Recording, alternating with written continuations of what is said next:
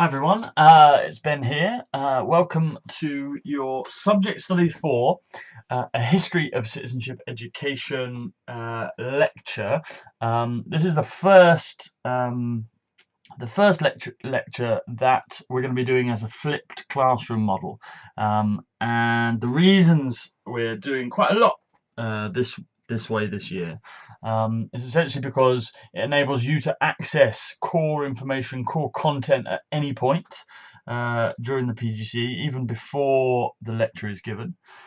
Secondly, with key lectures, they have quite a lot of relevance to some of the assignments that you're going to be responsible for submitting, and as such, you can refer to them at any point, go back to them, revisit things.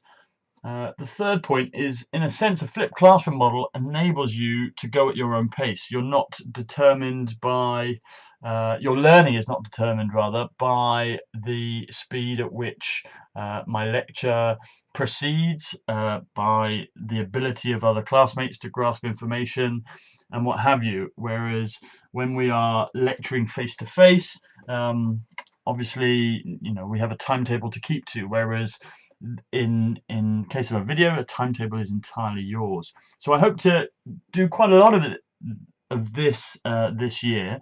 Let me know how it goes from your perspective, and we can change how things work as we go along. Essentially, what it will also do is free up a little bit more time to learn about things in depth rather than encountering things for the first time during subject studies sessions. What we'll be able to do with the cohort having gone through the videos in advance is to really discuss and drill down into key elements of the lectures to really embed learning, so that you're not, as I say, experiencing things for the first time, and you're much more able then, in a better position, to be able to translate the learning from both the video, the session that follows, into your classroom practice, which after all is the point of doing everything really. So without further ado, let's begin with Subject Studies 4, a History of Citizenship Education. Each slide, just while we're here, each slide is numbered, so you should, if following this on YouTube, be able to go to the slide that's more relevant to you as we go through. So let's kick off then by thinking about citizenship in its historical context. Citizenship, it is contested, or it could be contested, is perhaps one of the oldest subjects going.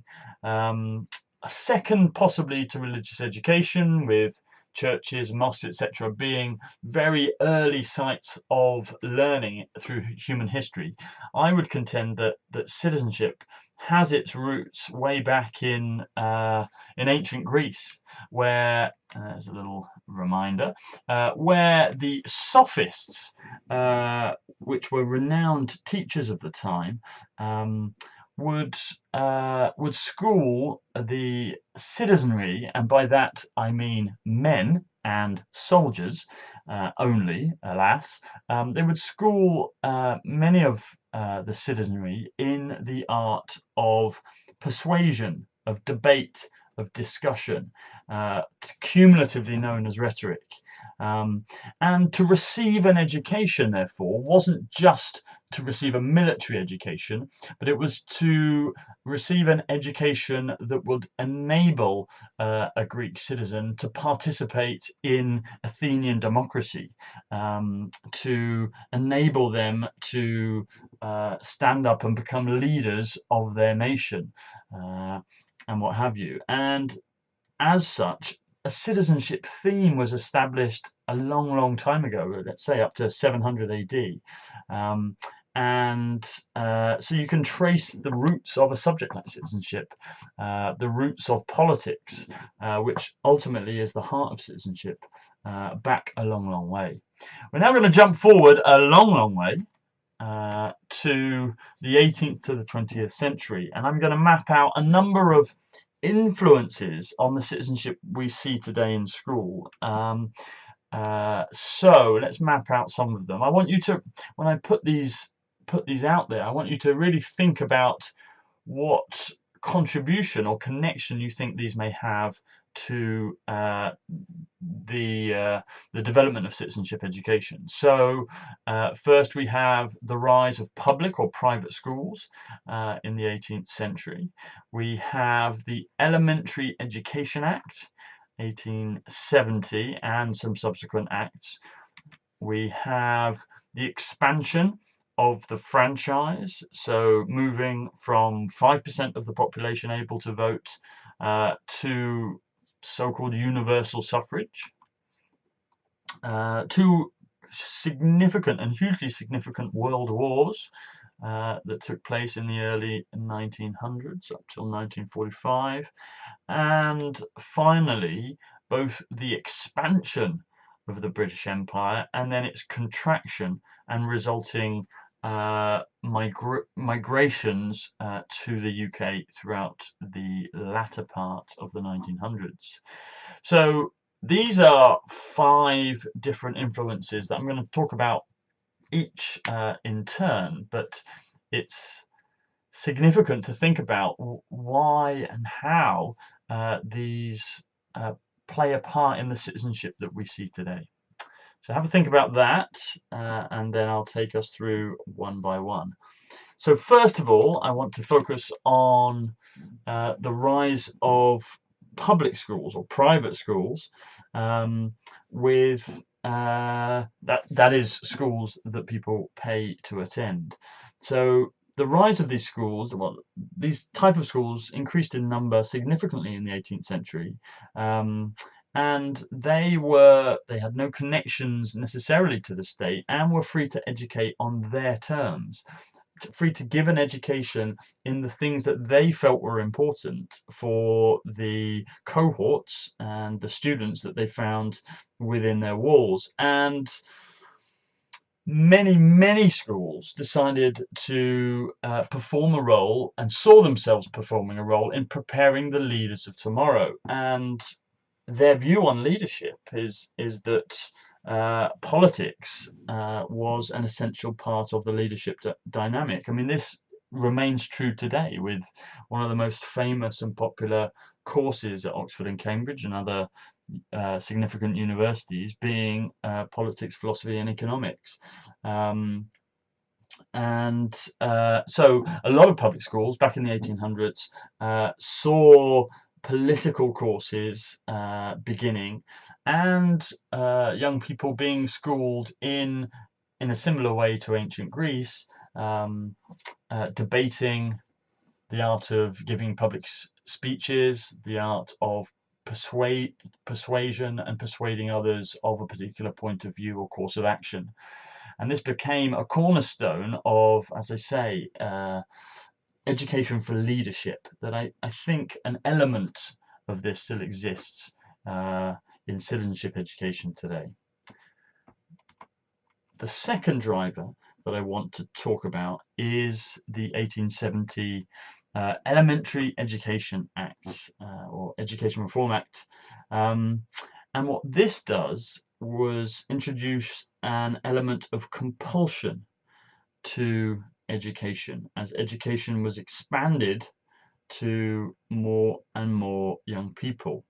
And what this act did was to set up hitherto ad hoc education boards around the country, which ultimately eventually became what we now know as local education authorities.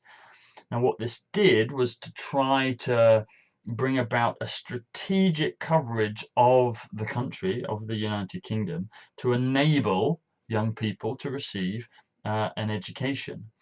And along with that, many more people had obviously the right to vote, and there was a need to educate these people. There was a need to consider, well, what do we need for these people that are becoming educated for the first time? Hitherto, they were just involved in the world of work, in their families or what have you. But now they are being educated and need to be educated in some way to participate in society. So what do we need to educate them? Well, we need to think about how young people participate in the UK, participate in our institutions, and thus an element of citizenship education was considered alongside the expansion of education.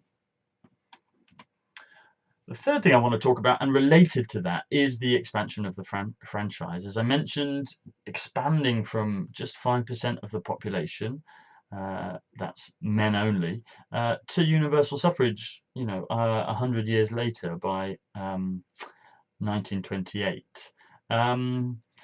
So in 1870, at the same time as the Elementary Education Act, we see that women weren't allowed to vote. It was only in 1918 that women were granted the right to vote, and that's for anyone aged 30 or over. And 10 years later, in 1928, there became parity with men, so that anyone aged 21 or over was able to vote. Now, obviously, with voting came a big responsibility, and the government of the day pondered what the implication of this was for education. Well, it was that they need to know how to vote. They need to know not necessarily who to vote for, but the importance of voting, perhaps, and the significance of voting, of the citizens voting within democracy. And as we couldn't have ignorant people, voting willy-nilly or what have you. So. Increasingly, emphasis was put on teaching this new enlarged citizenry about government, about politics, about the things that you need, about the institutions that help run the country, help service the country's citizens, to enable citizens to vote in an appropriate way. So you could argue that that was a constituent part of citizenship education, beginning in the early to mid 1900s. Now, the fourth thing I want to talk about in terms of a driver for citizenship education is the two world wars. The horror of the two world wars gave cause for many educationalists to really think about how we actually avoid getting into a situation like this again. How do we actually go about avoiding conflict? And for many educationalists, this was about encouraging the use of talk, debate, discussion, and dialogue. George or not war, as William Churchill would say. So their position was to advocate for peace and to teach about the consequences of war, and potential avenues towards peace, and how you de-escalate and avoid the catastrophic consequences that the world had seen during the early part of the 20th century. And a lot of these themes are reflected in citizenship education that we see today. So that would be the fourth driver. And the final one that is happening at the same time would be about British colonialism and imperialism. So we had in the 1800s a massive expansion of the British colonial project, connecting with and ruling many disparate countries across the world. And then in the 1900s, as the UK became financially nearly bankrupt because of the war effort, there became a contraction, a new independence movement in many former colonial countries, but also with the need to re-establish the UK's economy, the call was put out to our former colonial nations to come to the UK to help rebuild its public services, for example. And so we had the beginnings of mass migration to the UK, requested by the UK to help put itself back on its feet. So the consequences of that for education is that in the 1800s you had people wanting the UK's colonial project to be part of an education of a young British citizen, to know what it means to be part of the British Empire, to understand a little bit about empire and how it benefits the Britain and what have you. And then this began to change, I guess, in the 1900s, as we began to rely more on the work and the labour of former colonial migrants coming into the UK.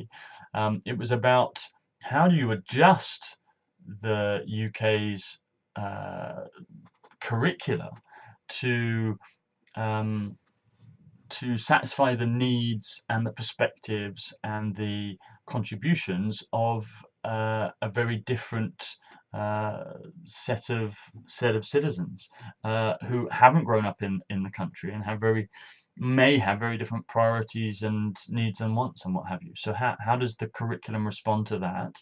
And how also, I guess at the time, are people educated that haven't been brought up within a British system? So how does the education system respond in terms of teaching people about voting, about parliamentary democracy, about how British institutions work here in the UK? So there we go. There's 5 different drivers which, between the 18th and 20th centuries, had kind of sowed the seeds of what we see now as citizenship education here in the UK. In a similar sense, you could, I guess, add a 6, which during the 18th, 19th, and 20th centuries, we saw a massive rise in voluntary clubs and associations. And I think one great example of this is the Scouting movement, formed by Robert Baden-Powell. And what's really interesting is to have a look back at the very first sort of manual for instruction for Scouts. It looked like this, and you'll note the subheading of the book: A Handbook for Instruction for Good Citizenship. And that's really where a lot of civil associations and clubs link to citizenship, because they talk about conduct, the conduct of young people, the conduct of citizens, not necessarily how you did things and what you did, but the way you did things, the way you related to or respected others became important. And I still feel that has that the citizenship we see today does have some echo of that. And to some people, conduct, moral responsibility towards others is a significant part of citizenship education.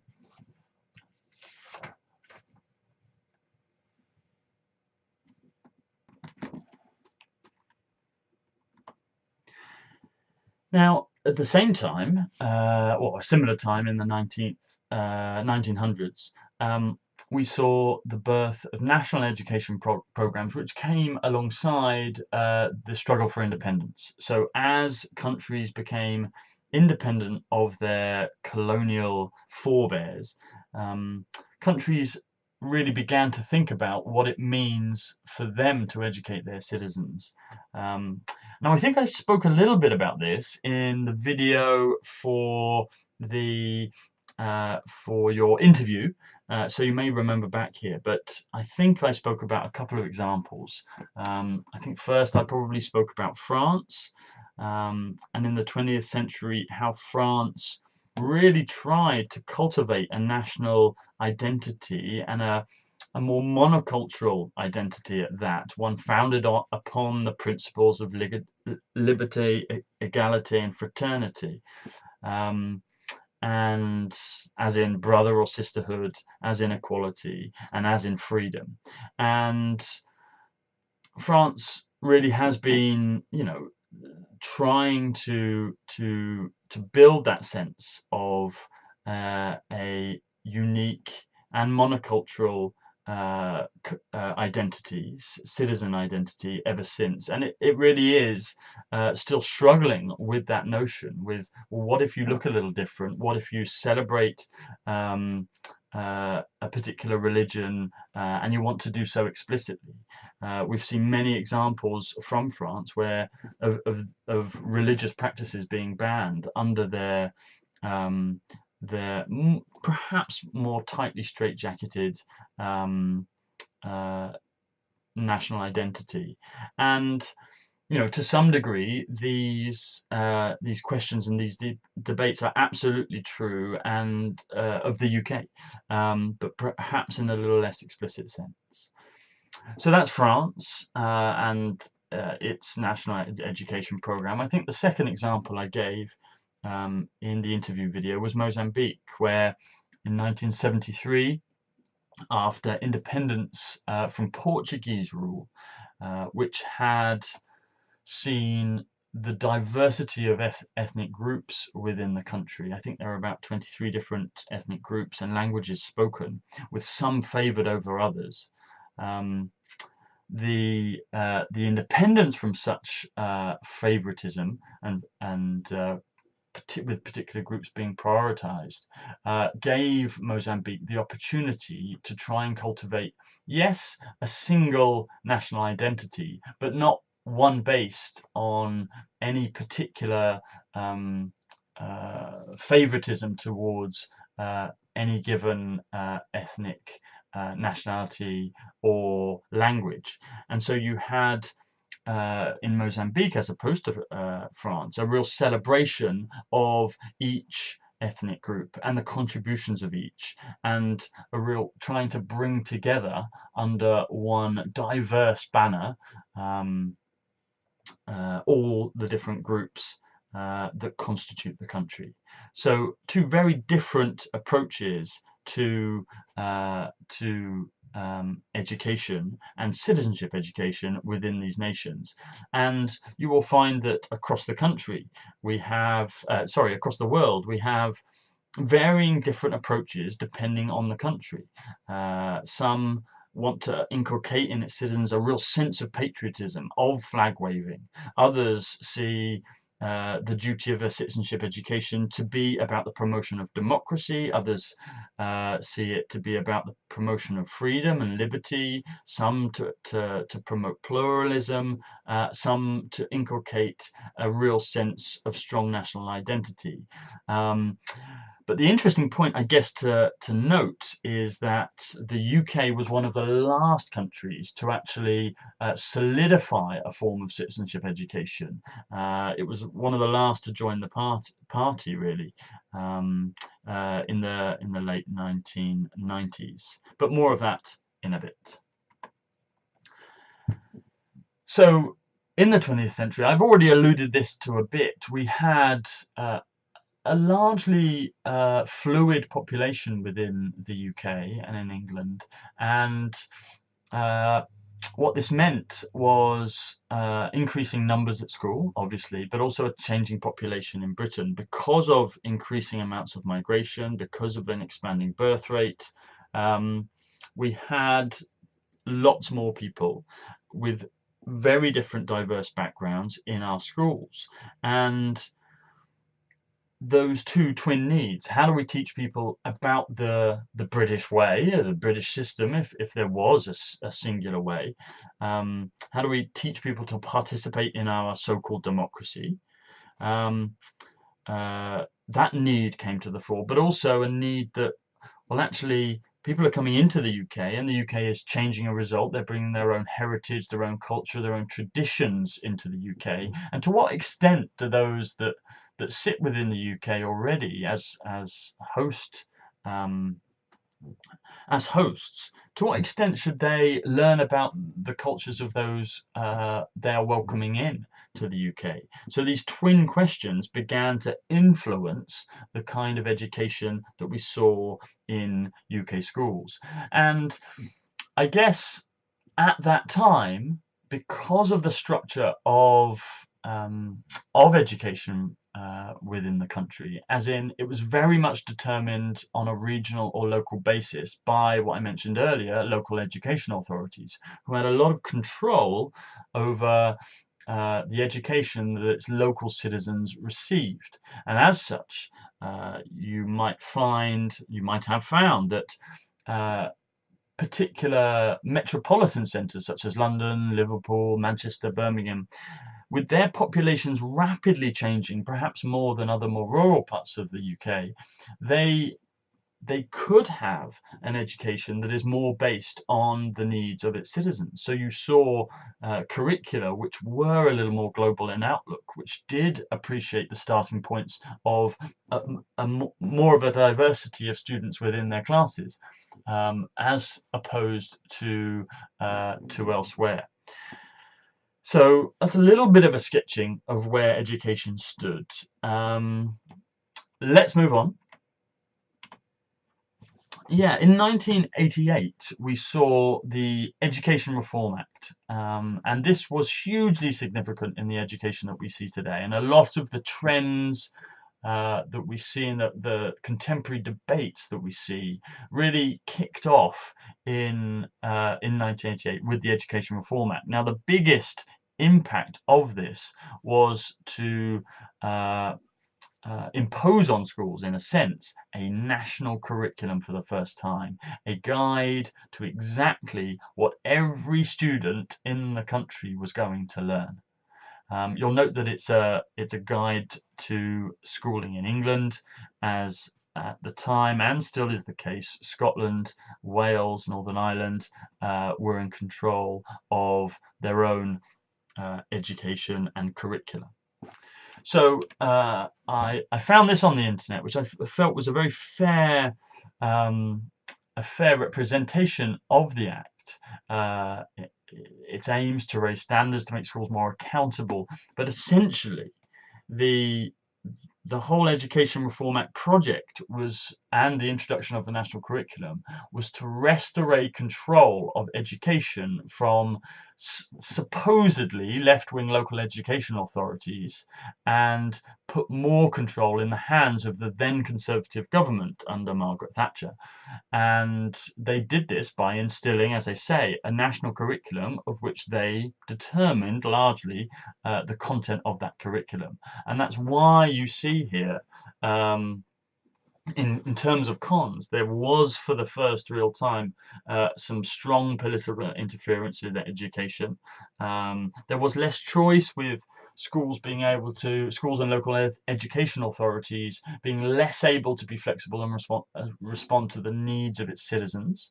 There was an increase in the content of subjects, the amount of knowledge that had to be transferred, and what have you. Together with the curriculum advances of the 1988 Education Reform Act, there were also some sizable assessment-based amendments around testing, which was to happen at various stages throughout one's schooling. Standard attainment tests, SATs, were introduced at what is now known as Key Stage 3 and Key Stage 2, in addition to the new GCSEs that were introduced.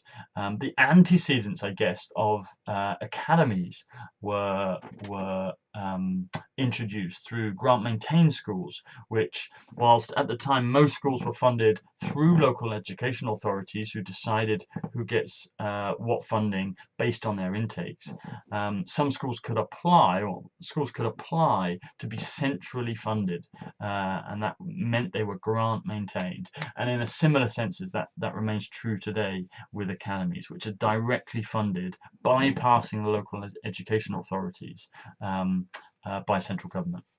So you had the other big change was the introduction of league tables, and league tables based on exam results. And at the time, although this has changed now, these were not based on what we call value added. So they were based on absolute exam results, results, which meant that if you had a wealthy academic, higher achieving population coming into the school, those kind of schools would easily rise up to the top of those those league tables, and therefore it would create in schools that were entirely the opposite, that were based in very impoverished areas that didn't have a big middle class intake, which could help to support progression within a school. I've actually lost my point there. But anyhow, the point is that now value added is a significant measure in league tables.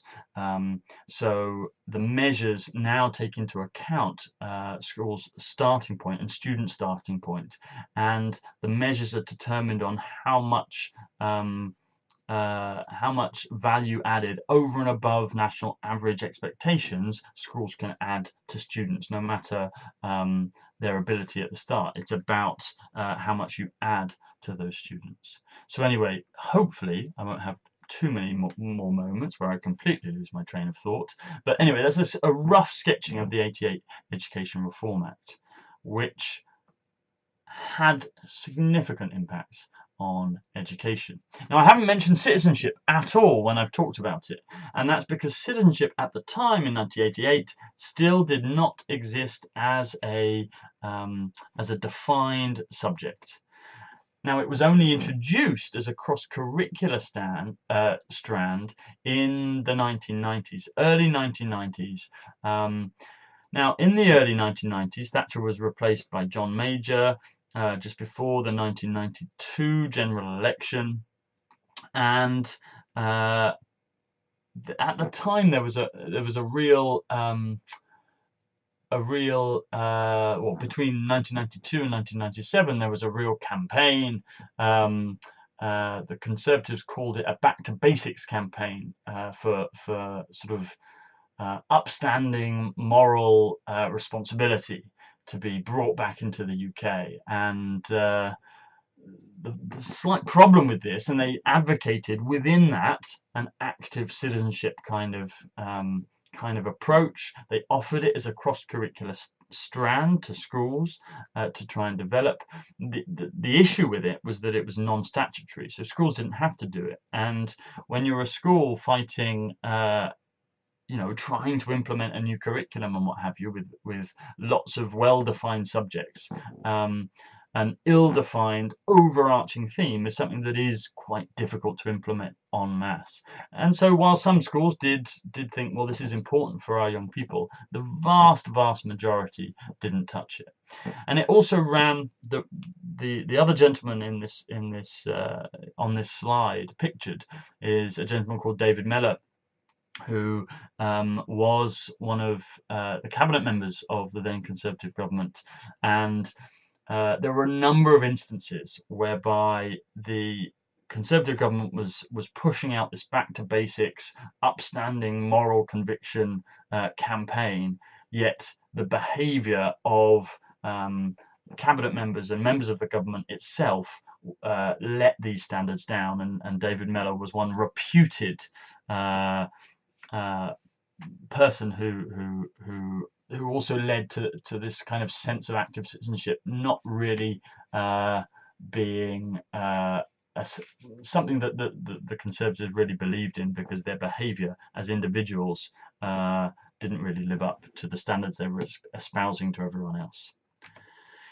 Now, in 1997, this is probably the start of the citizenship that we know today. While all the other influences that we've talked about today have had an effect, and you can still trace some of their impacts upon the citizenship we see today, the real impact came since 1997.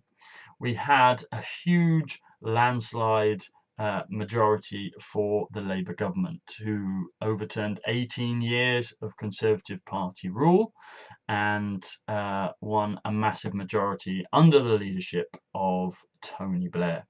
And Tony Blair's education secretary was now the Lord David Blunkett, but then David Blunkett, and David Blunkett set about wanting to, well, trying to work out how to bring in a new subject onto an already crowded curriculum. And what were the drivers that made him want to do that? Well, in a sense, it was a slight deficiency model of young people. We had the usual moral panic over the standards of conduct of young people around the UK and in England. You had stories of young people in hoodies misbehaving on the streets. You had a trend towards younger people, 18 to 24 year group, not voting as much as their older peers and family members. You had a lack of participation in the political systems of the time and what have you. And therefore, there were some, in a sense, deficiency reasoning for bringing in a new subject. And the way that David Blunkett went about doing this was to establish a cross-party group filled with representatives from the media, from politics, from the law, and to some degree from education, but actually um, quite limited representation from educational circles. And they were led by Sir Bernard Crick, who is the gentleman here in the middle. And Sir Bernard, just going to see if this is still recording. Hold on. Let me hope that it is. Yes, it is. Okay. This is actually the first time I've used this, so I was terrified that this was not actually recording. So there we go. We'll carry on. Righty-ho. So there's Sir Bernard Crick, the late Sir Bernard Crick now. He was his old politics professor at school, and he was charged with leading this cross-party group. And the title of this group was the Advisory Group for the teaching of democracy in schools, which became known in shorthand terms as the Advisory Group on Citizenship, as you can see here in this report. And that group, I guess, looking back, it wasn't quite as cross-party as it was presented to be at the time. I remember Kenneth Baker was one of the only Conservative Party members on that group, and I think that has the amount of buy-in by members of the Conservative Party has been an issue ever since the introduction of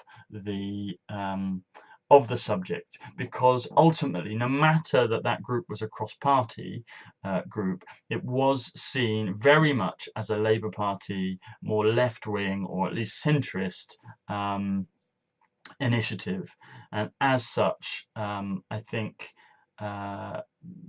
since 2010 and the removal of the Labour Party, I think citizenship education has been seen less favourably, unfortunately, because of that. Anyhow, back to 1997, we see that at its heart, because of the name of that advisory group, it is about the teaching of democracy.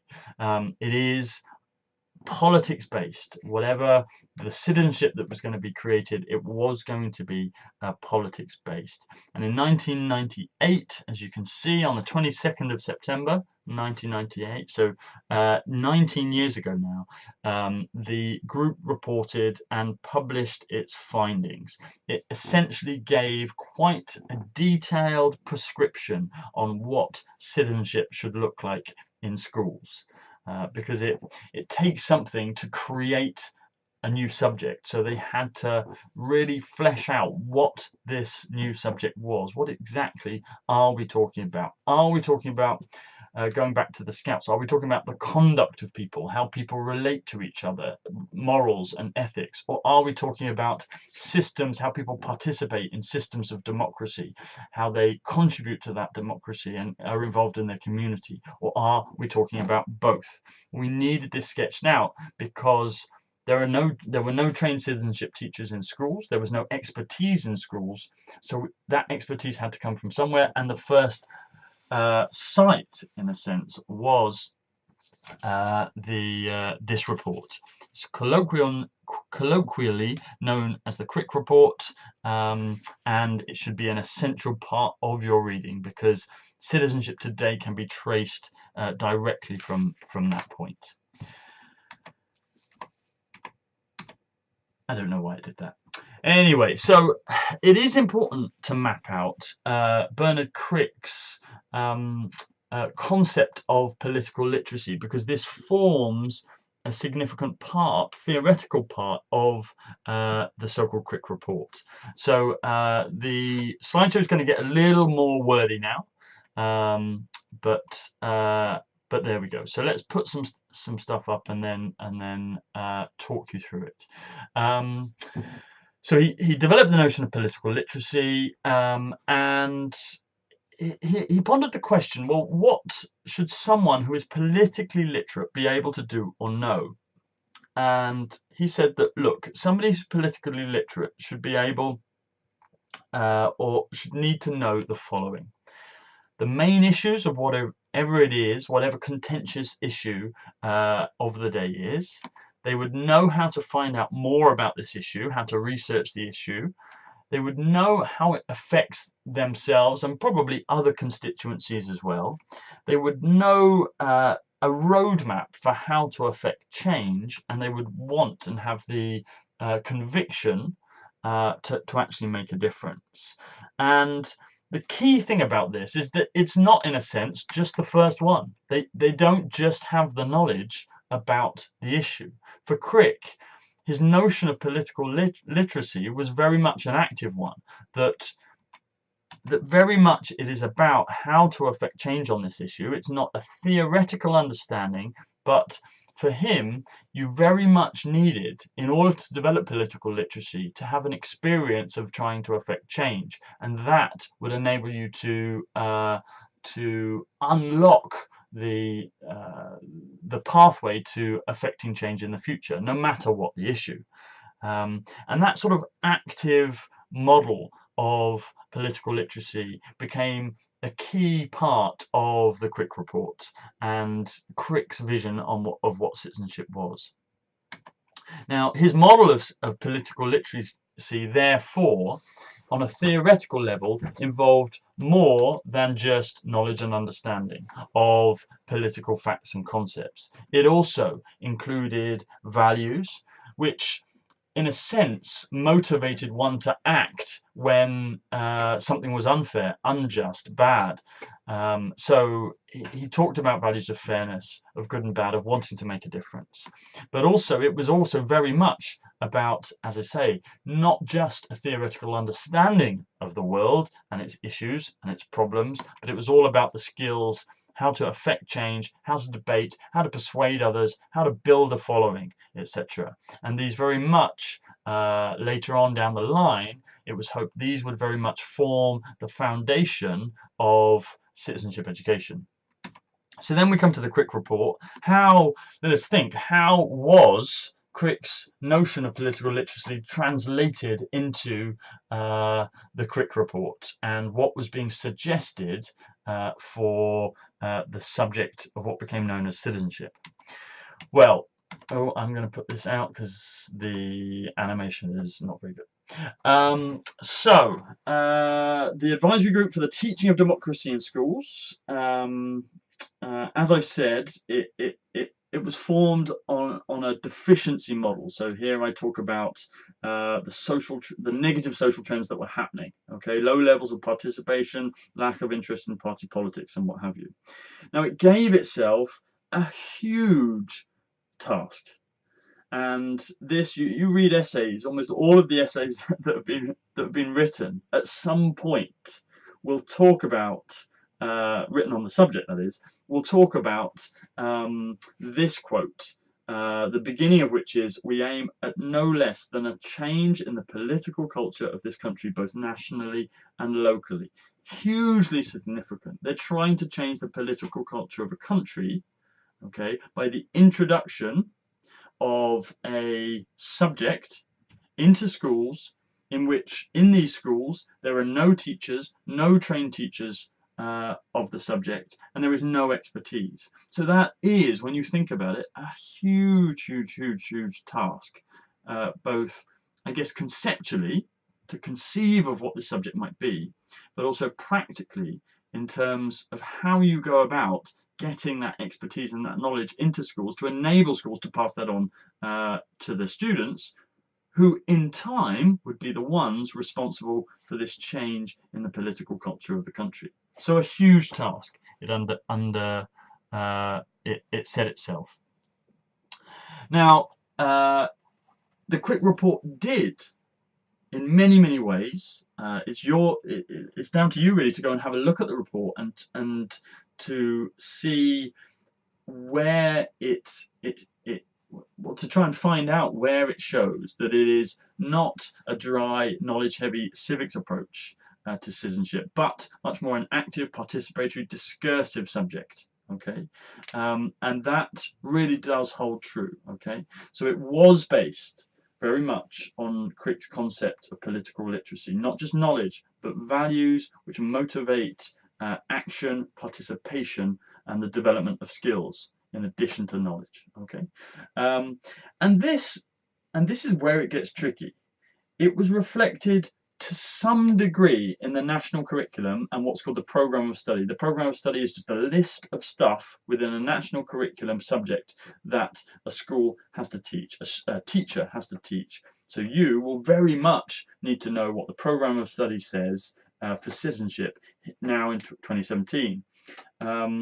But I say it was reflected to some degree because actually there was a big, I mean, you find this with all policy and the implementation of policy as it transfers from you know a paper, a concept report to guidance to schools, and then to individual guidance within individual schools, and then to teachers on the ground who then teach it to students. There's a massive, what I would call, implementation gap between those different levels as it passes through many different people, right down to, let's say, on the one hand, Bernard Crick, on the other hand, a teacher in a school or a student receiving that education.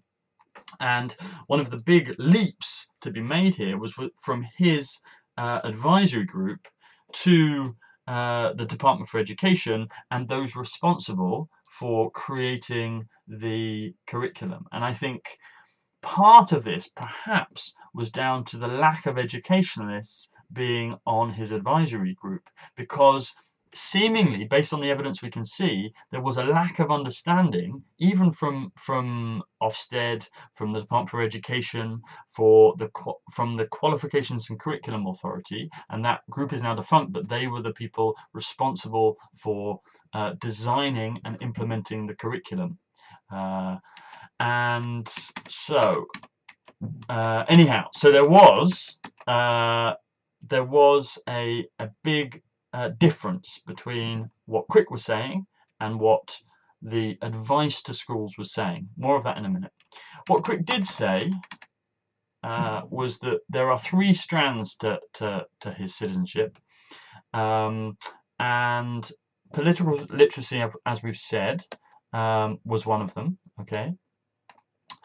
But also he said, no, there is a part, and it goes back to the conduct element that I talked about earlier. There is an element to citizenship of social and moral responsibility, okay, of a much more behavioural element, which is about respecting other people, each other, and how about you conduct yourself, how you interact, the self-confidence and self-efficacy that you hold as an individual, and how you interact in social circles. But also, there needed to be an element of community involvement. in order to realize his ambition of political literacy. It couldn't just be a theoretical exercise. So while he realized that young people in schools can't always affect national politics and national institutions, he did want to ensure that young people are involved on a local level, and therefore he put in this strand of uh, community involvement and being involved in affecting your local community centre or your local library or your local police force or your local fire service, your local education authority, your local health service. Very much that's what he saw as the landscape at which young people in schools could try and involve themselves with and affect change through, and therefore develop both political literacy and social and moral responsibility. And the important thing about that is that these three together are what he said is citizenship education. It cannot be just one or it cannot be just two. It needs to be all three. You develop political literacy and social moral responsibility through community involvement, not through themselves through themselves alone. Um, and very much that placed great demands on schools, because we were saying there's this subject that we need to bring into schools that isn't about just teaching content and skills. It's about doing it through action and through, in effect, breaking down the walls of classrooms to integrate the community with the class, or the class with the community. And that, when you consider that schools don't have great expertise in this area, certainly not teachers, that posed some problems for schools. So anyhow, there we go. There were a number of criticisms of the Quick Report, and the first one was of the deficiency model, or that it was predicated on. Okay, that it was all about young people, them or the other, not participating in our system. And in order to get them to participate in our system, they just need to be taught some responsibilities and how to participate, and they'll willingly come and participate in our system. Okay, they just need to be taught to behave a bit better and taught, what things are, how to contact your MP, and they'll come willingly and participate. Okay, so some of you may be able to see some criticism there. Now, secondly, it had a very clumsy approach to issues of pluralism. Okay, Audrey Osler, who was and is an academic who has contributed lots to the arena of human rights education, wrote a number of critiques of the Quick Report, and said it really does have a colonial flavour. And to illustrate this, I want to put up a quote from the Quick Report. I want you to read it. I will read it out, but read it and have a think. I'll pause slightly after I've read it about what you think about this paragraph, and is there anywhere within it that has some element of a colonial flavour? So here we go. The Quick Report says, and I quote, "Majorities must respect, understand and tolerate minorities, and minorities must learn and respect the laws and codes and convention as much as the majority. Not merely because it is useful to do so, but because this process helps foster common citizenship. This gives special importance to citizenship education, for these matters of national identity in a pluralist society are complex and should never be taken for granted. We all need to learn more about each other. This should entail learning not only about the United Kingdom, including all four of its component parts, but also about European, Commonwealth and global dimensions of citizenship, with due regard being given to the homelands of our minority communities and to the main countries of British emigration." Now, apart from sentences and paragraphs like this, the Quick Report didn't have a lot to say on issues of diversity, which again is one of its criticisms, that it was just silent on issues that many felt were important to politics, people's unequal access to political systems, institutions which they felt were inherently racist, that critique was not acknowledged or understood within the Crick report at all. I don't know whether or not you've been able to have a think about this paragraph, but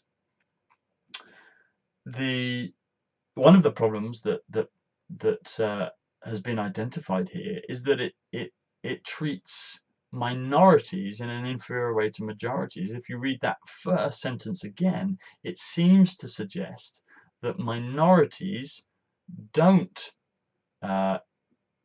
respect the laws, codes, and convention as much as the majority. Okay, it says minorities must learn and respect the laws, codes, and conventions as much as the majority.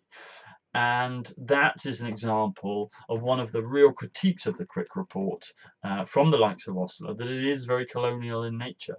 It is not inclusive, and it doesn't have a real understanding of the diverse makeup of the UK and its differing understandings of power relations and discrimination and racism, etc., etc.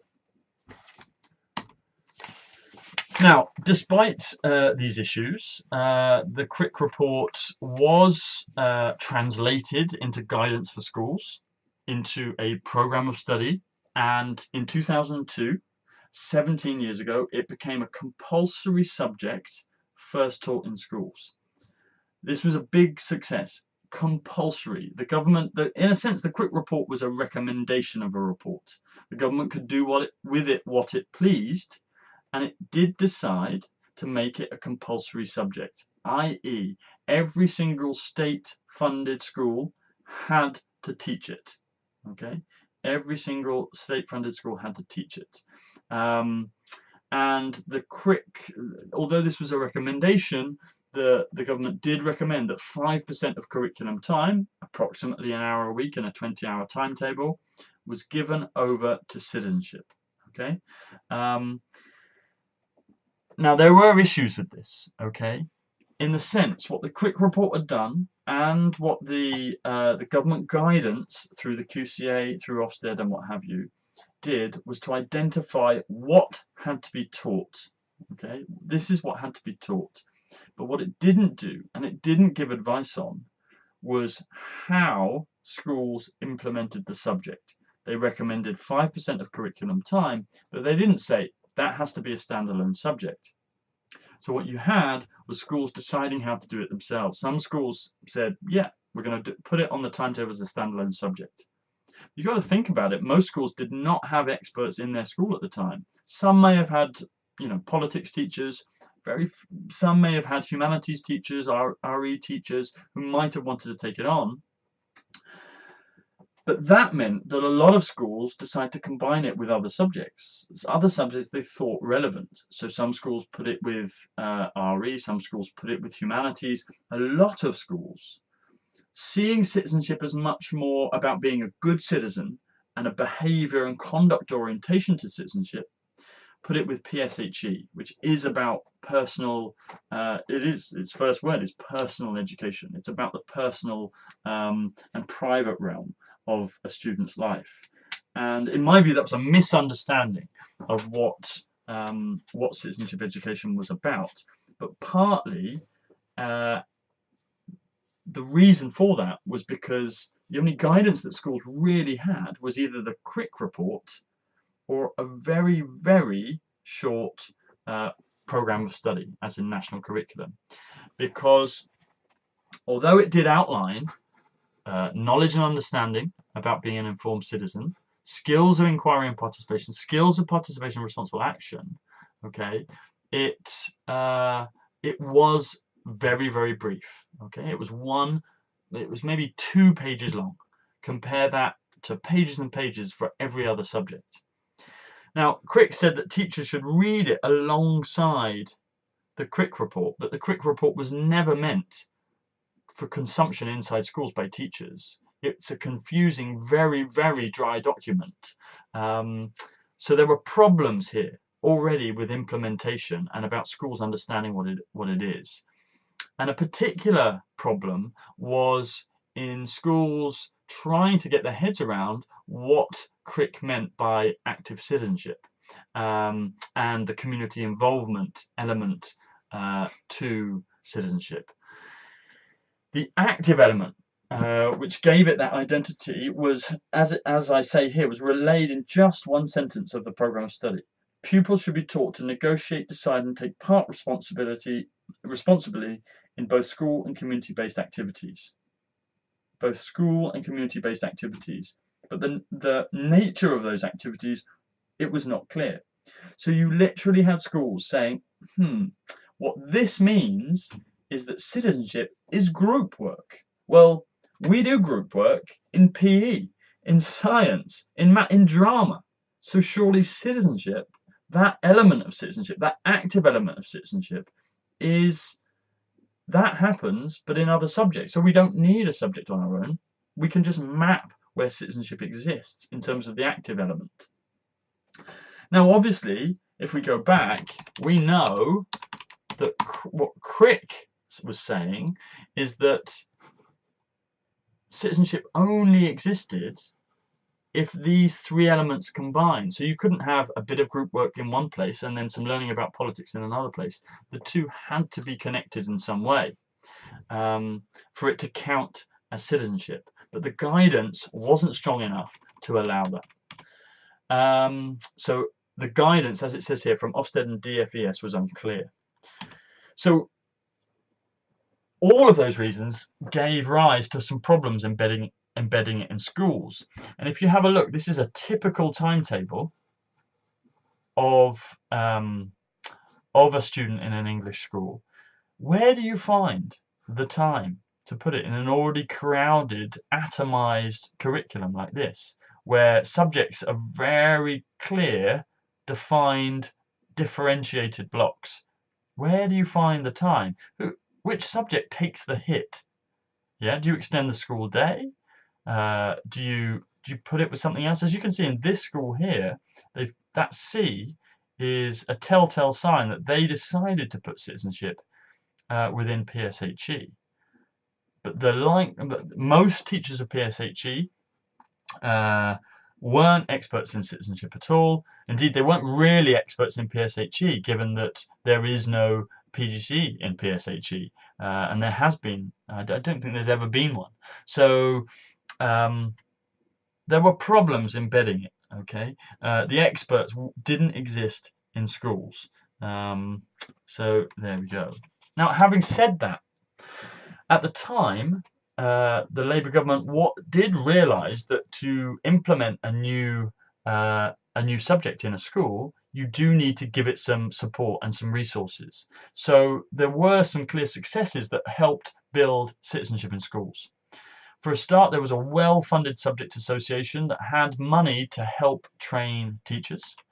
There were PGCEs that universities began to run around the country, so that you had about 250, at its peak, 250 student teachers being trained every year in the subject.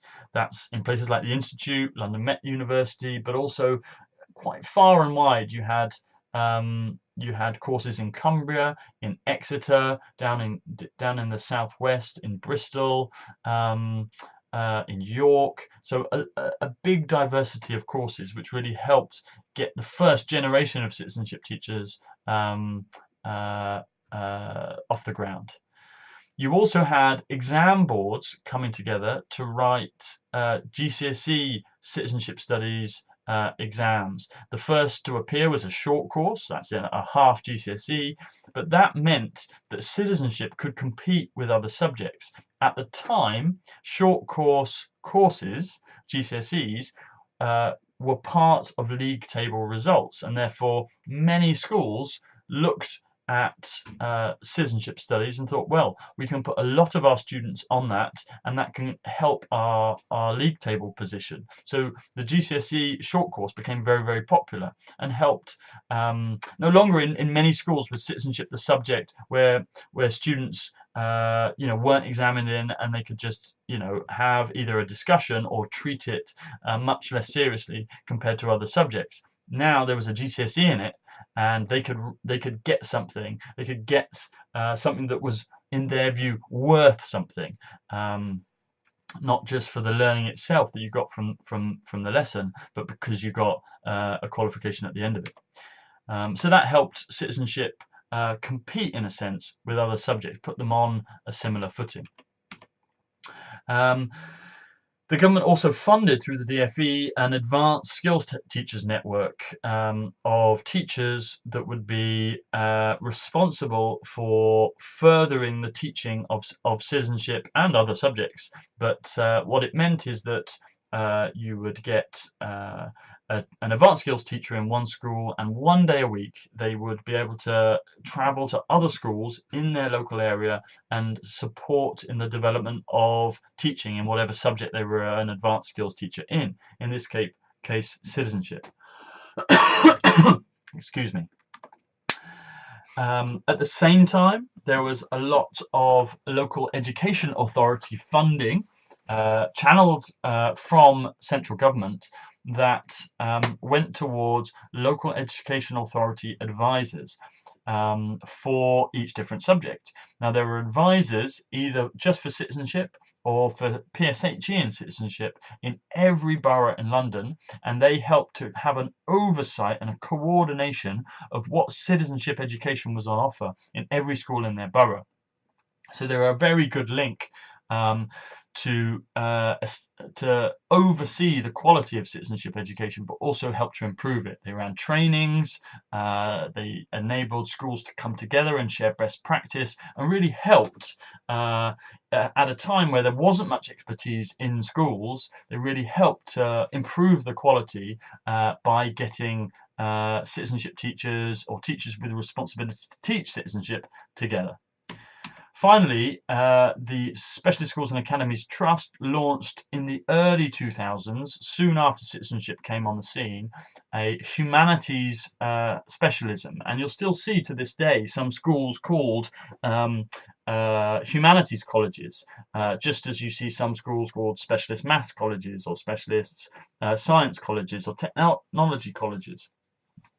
Well, the school that I used to work at, Deptford Green, became the first ever specialist humanities college which with citizenship as its lead subject. And that soon spread to other schools. And that meant that there were schools around the country, particularly some schools in London, where citizenship best practice was happening. And that meant that there were some examples for other schools to go to see what great citizenship looked like and what the teachers were doing in those schools to make it happen. So there were some great examples of citizenship for others to follow.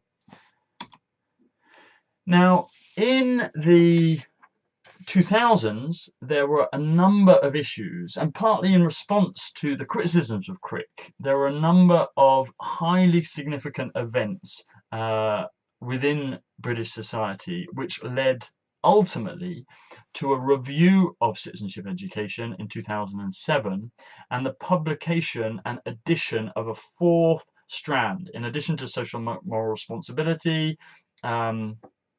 and the other strands suggested by Crick, there was a fourth strand ultimately added, and that was identity and diversity living together in the UK. Now, what were the antecedents of that? Well, firstly, there was the Macpherson report, which, coming out of the investigation into the death of Stephen Lawrence and the bungling and racist investigation ultimately by the police officers that investigated that crime, he labelled the police force as institutionally racist. Well, in fact, not just labelled, but proved that they, in some senses, had been institutionally racist, and that had a significant effect on the way that it was now publicly acknowledged that citizens interacted with the police. It gave voice to a lot of people's experience that the police ultimately discriminated against them. This, surely, in some way, had to be acknowledged within citizenship education, and it had to be acknowledged that racism as a form of discrimination, in addition to other forms of discrimination, did exist, and there had to be space within citizenship for such institutions to be critiqued and not just talked about. A second major driver was the 2005 7/7 London bombings, and these sent shockwaves through British society to some degree. In contrast to the 9/11 bombings in the US, where the perpetrators were very much from abroad, the perpetrators of the 7/7 London bombings, as other much more recent bombings, the Manchester bombings, some of the London atrocities, were homegrown. This meant that these individuals had gone through the UK education system, um, but were still prepared to blow up their fellow citizens. And this ultimately led the government to think again about how we talk about notions of diversity and race, ethnicity, religion within our schools, and the result of which was to add a fourth strand to the citizenship curriculum. That review was led by my old head teacher and a big advocate of citizenship education, Sir Keith Jegbo. And while it didn't change the active nature, well, the intended active nature of the subject, it did mean that there was new scope to understand and build on the perspectives of a wider array of people, and to look at the ways in which UK society still did discriminate, the glass ceilings, the unequal access to services, the unjust record of the prison system in terms of how it treated particular offenders, the fact that for the very same crimes, black people were more likely to be incarcerated in prison than white. So these kind of things it became much more possible to talk about citizenship in an active, change-making way, but with race and discrimination as your lens in all its forms. So, with that fourth strand added, we got a new curriculum 5 years after the initial one. And remember, the initial curriculum was just 2 pages long, whereas the revised curriculum, which didn't just talk about knowledge and then have a small adduct of skills and values and what have you. This curriculum the citizenship curriculum was expanded significantly. While all the others actually were condensed and drawn in, the citizenship one rose to being really on a par with other subjects. And that helped to solidify the status of the subject. It now had its content mapped out, its skills mapped out, which were known as processes, but also key concept mapped out. Concepts of democracy, of diversity, of freedom and justice, etc., etc. So it enables, in a sense, a much deeper approach to citizenship to be developed by schools. Now, it also introduced an 8-level assessment scale for citizenship. So a model of progression of what it looked like to get better at citizenship was introduced, which really helped schools to assess students' progress in citizenship. So, take a particular skill such as oracy, what would it be like at if you were just starting out on your learning journey in terms of oracy? Maybe you could give an opinion, but then level 2, level 3, you could explain opinion. Level 4, you could actually balance other people's opinions and draw a conclusion. Level 5, you could base. Level 6, you could base your conclusions on evidence and evaluate the opinions of others. So you began to see a model of progression in the subject, which helped assess where students were at and what they needed to do next to improve. And that helped teachers really develop the subject and develop the assessment of the subject. Now, the relaunch of this curriculum was supported by what was called regional subject advisors. I was one of those back in 2007, 2008, 2009, and really a lot of money was going into the relaunch of this curriculum, and it really did feel as if citizenship was on a par with other subjects. As you can see, that during that time, up until 2009, the increasing popularity of the subject was clear to see. This tracks the GCSE short course, and the numbers taking it went to almost 100,000 across the country every year. So if you think about it, that's almost 200,000 would have been taking the short course at any one time, given that a GCSE is spread over 2 years. Well, it was at the time, certainly. So the late 2000s, a very, very strong time for citizenship. Now, then we had the political change at the top of the UK government, with the Conservative Liberal Democrat coalition being elected from 2010. Now, this had a number of implications for citizenship. The first, that the national curriculum was not necessarily suspended, but a review of the national curriculum was promised. And for a number of years, the future of citizenship was in the balance. In fact, most inquiries to my PGCE course, to prospective students, they were asking, will citizenship remain as a subject? Will it remain as a subject? And it wasn't until early 2013, 2014, that Michael Gove, the then Education Secretary, came out and said, yes, we are keeping citizenship education. It is remaining as a foundation subject of the national curriculum. It's not being downgraded or removed. The intervening period meant that because of that uncertainty, some schools just went ahead and got rid of it. And so we were dealing with a situation where that uncertainty and that lack of prioritization that had been seen through the 2000s, some schools began to drop, take their eye off the citizenship ball as other things came towards them that they had to prioritize. And that's understandable to some degree. And you've always got to remember, there's a lack of expertise in most schools, a lack of expertise. If you think about it, if there's 3,400 secondary schools in England, how long would it take, based on 250 citizenship trainees trained every year, how long would it take for just one specialist to be in every single secondary school? Okay, and that's without taking into consideration retention rates and the turnover of teachers. Okay. Now, the second big thing that happened with the Conservative Party was their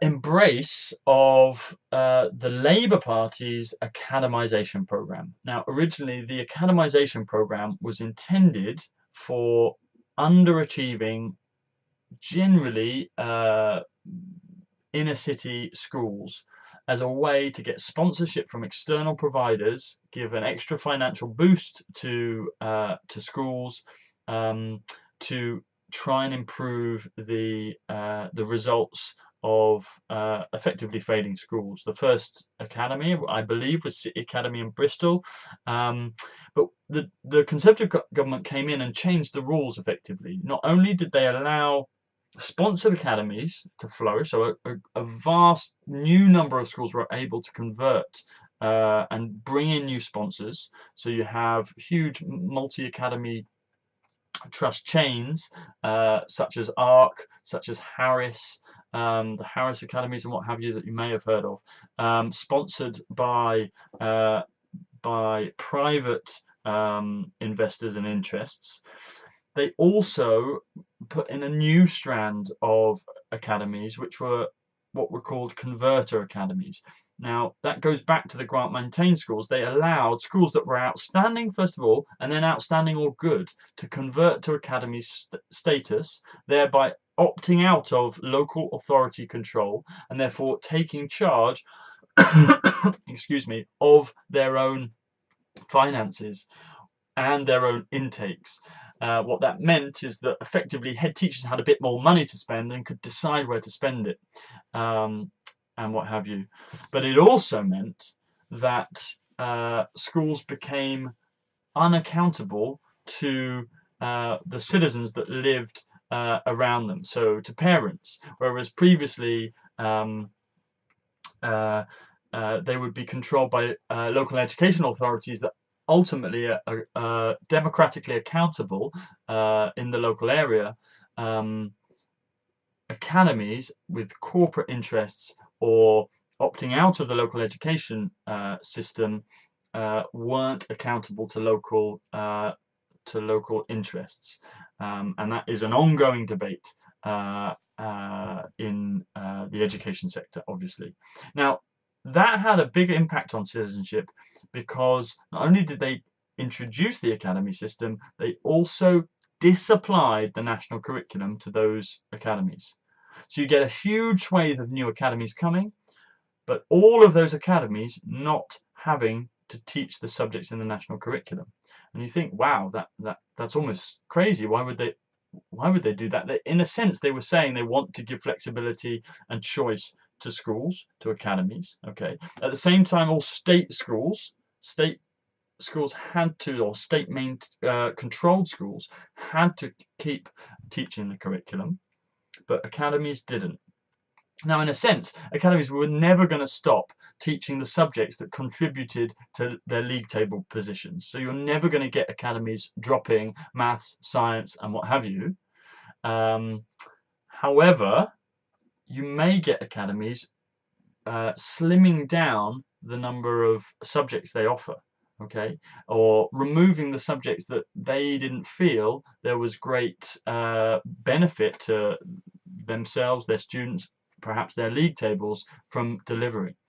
Why not? If your league tables are about English, math, science, geography, history, modern foreign languages, why not slim down your subject offering and put more resources into those subjects, which would then improve your league table position. So went the thinking, and what we saw is a number of academies therefore not having to, well, none of them had to therefore teach citizenship. Now what that did was quite obviously reduce the number of schools that taught citizenship.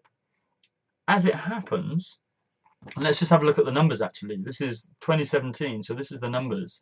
And the numbers are quite stark. In just 7 years, we've gone from maybe about 7% of schools being academies to now over 2/3, okay? Almost 70% of schools being either academies or free schools, against under a third, which are now state-run schools. And so in this number of schools, they did not and they do not have to teach citizenship. Now, as it happens, about half of these schools do choose to teach citizenship, particularly in London. And that's because in half of these schools, and in London particularly, citizenship was established as a subject, a very successful subject, partly because of successful initial teacher education courses such as the Citizenship PGC here at the Institute, but also other places such as London Met and Middlesex and now Kingston. There was a big groundswell of new teachers, of expertise going into schools. And so if you've got a successful subject in a school and you've got that subject doing well, maybe it teaches the GCSE and contributing positively to league tables, you're not going to get rid of it. So don't fret too much. Those academies that do it and do it well are going to keep it because it contributes to that, and their school could well believe in it, their head teacher could well believe in it because it's proven to support not only their league table position but also its students because of good teaching. But those schools in which it never worked, they never got the expertise. Without additional sticks, is it ever going to find a place anymore? Until there are drivers for that to happen, I'm not sure. Now, some good news. A few years ago, that the curriculum, it was announced that citizenship would be kept on the curriculum. So that was an affirmation of the government's supposed belief in the subject. And most recently, there have been some significant drivers where citizenship could be seen to be the one place on the national curriculum where these drivers should be taught. So we have a massive drive to promote so-called fundamental British values in schools. I, as a teacher, you as teachers, have to sign up to not undermine fundamental British values in schools. And schools have to sign up for the proactive promotion of fundamental British values in schools. Now, the language is really uncomfortable. Okay, the notion that these in any way, shape, or form are British, based on our country's history, is entirely questionable. However, these are the British values, the so-called British values that Ofsted say. They say it's democracy, rule of law, individual liberty, and mutual respect and tolerance for those with different faiths and beliefs, and for those without faith. Now, those, although these to some degree are politically constructed, that is a very political notion. Individual liberty, it avoids talking about human rights, it avoids talking about freedom. That's a very Govian construct. But having put that to one side, each of these four fundamental British values finds a place, a very strong place, in the citizenship curriculum. And so long as teachers retain the freedom to teach these concepts in the way that they see fit, then surely citizenship is one of the best ways, with trained expert teachers able to marshal their classes and enable their classes to be open, to have debate and discussion about the issues of the day, about the causes of terrorism around the world, about the causes of homegrown terrorism, and to be honest about the causes of these things, then surely citizenship is the best way and the best place for this to happen. So, as well as the prevent agenda, which is another highly contentious agenda, ultimately, I believe that we should have a duty to prevent and reduce the risk of our young people becoming radicalized, to take part in violent extremism, being it far right extremism or being it international violent extremism. And citizenship, I feel, has a massive role to play in that agenda as well, in terms of allowing people to be open about what their beliefs are within the classroom, but also allowing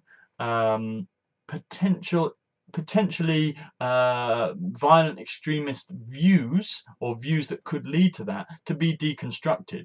Narratives that we hear about to be broken down and shown for what they are or they may represent. So these are actually, in my view, two big opportunities for citizenship, and every school, no matter they be academies or they be state run, has to sign up to these.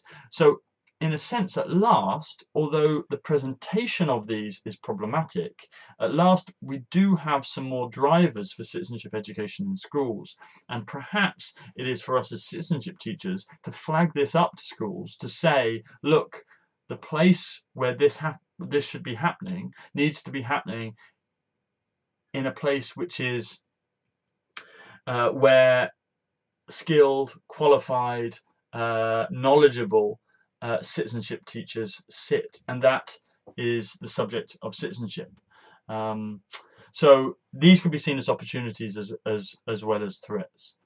So therein lies the end of this extended lecture. I hope you've got through it okay, and I hope this is still recorded. I look forward to us discussing the content of this in our session on Thursday, the 14th of September. Thank you.